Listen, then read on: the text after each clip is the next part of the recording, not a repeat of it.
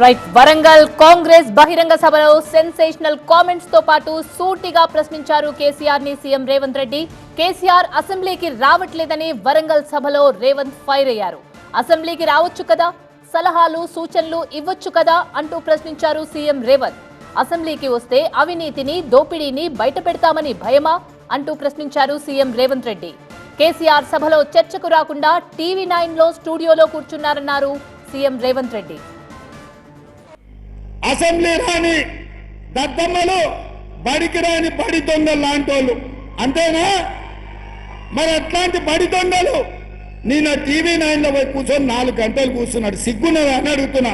10 ఏళ్ళు ముఖ్యమంత్రి చేసిన ప్రతిపక్ష నాయకుడు అసెంబ్లీకి రాకుండా, సమస్యల మీద మాట్లాడకుండా, ప్రభుత్వానికి సలహాలు ఇవ్వకుండా గత ప్రభుత్వంలో జరిగిన దోపిడీని